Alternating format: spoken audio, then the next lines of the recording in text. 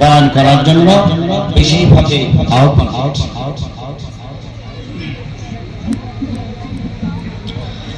আসসালামু আলাইকুম ওয়া রাহমাতুল্লাহি ওয়া বারাকাতুহু।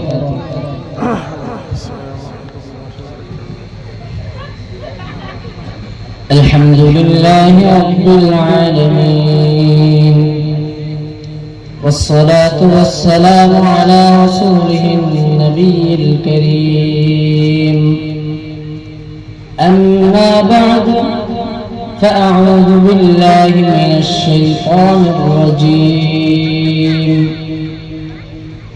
وقال تعالى بسم الله الرحمن الرحيم لو أنزلنا هذا القرآن على جبل لرأيته خاشعا متصدعا من خشية الله وقال تعالى في آية أخرى إنا عرضنا الأمانة على السماوات والأرض والجبال فأبين أن يحملنها وأشفقن منها وحملها الإنسان فقال النبي صلى الله عليه وسلم يقال لصاحب القرآن اقرأ وارتق ورتل كما كنت ترتل في الدنيا فإن منزلك عند آخر آية تقرأها صدق الله العظيم وصدق رسوله النبي الكريم سبحانك لا علم لنا إلا ما علمتنا إنك أنت العليم الحكيم أو كما قال عليه الصلاة والسلام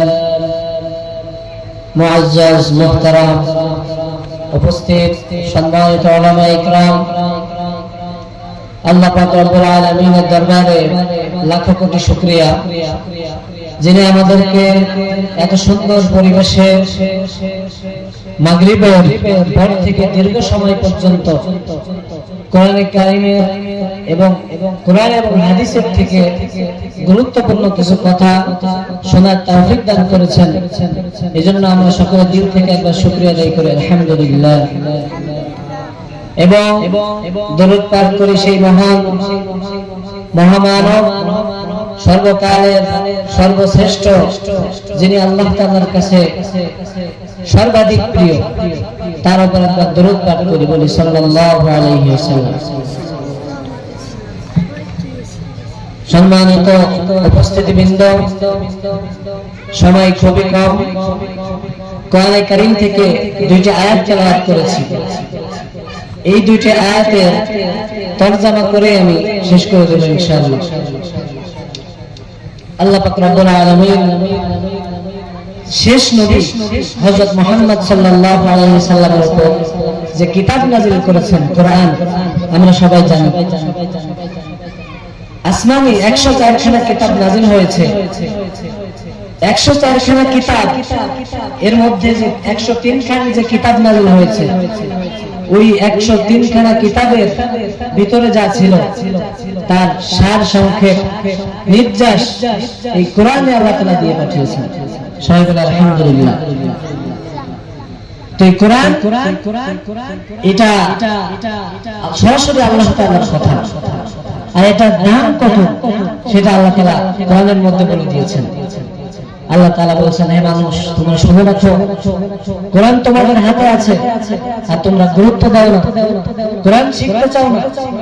শুনে রাখো, লাউ আনসালনা হাযাল কুরআন আলা জাবাল, শুনে রাখো, এই কোরআন যদি আমি পাহাড়ের উপর নাযিল করতাম, লারাআইতাহু খাশিআন মুতাসাদ্দিআ, তাহলে তোমরা ওই পাহাড়কে আল্লাহর ভয়ে ভীত সন্ত্রস্ত দেখবে। কিসের ভয়? খাশিআন মুতাসাদ্দিআন মিন খাশিয়াতিল্লাহ, আল্লাহর ভয়ে সে ভীত সন্ত্রস্ত থাকতো, কেঁপে উঠতো। এই কোরআন এত ওজন, আল্লাহ পাক রব্বুল আলামিন যখন কোরআন লিখলেন, লেখার পরে এই কোরআন দুনিয়া সৃষ্টি করে আল্লাহ তাআলা প্রথমে আসমানকে বললেন যে আসমান, আমার এই কোরআন আমার বাণী, এটাকে তুমি নেবে, গ্রহণ করবে? আমার কোরআনের দায়িত্ব কি তুমি নিতে পারবে?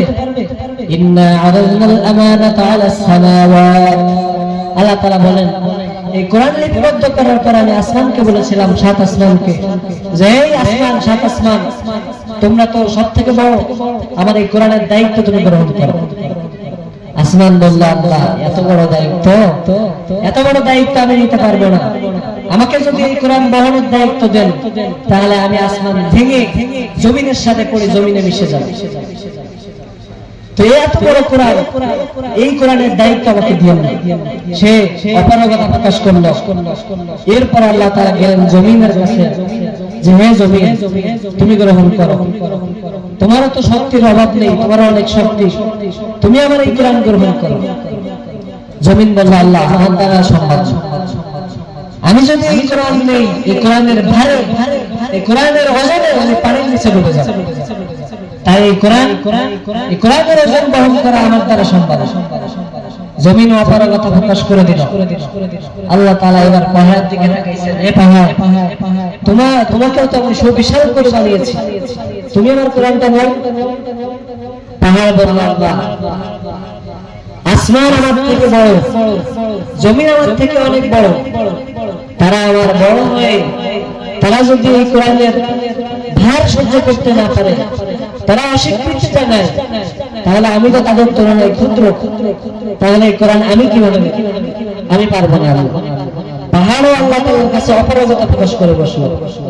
তখন আল্লাহ তাআলা বললেন, হ্যাঁ আমি এটা জানি যে এই কোরআনের এত ওজন, এই কোরআনের ওজন বহন করার মতো দুনিয়ার কোনো বস্তু নেই।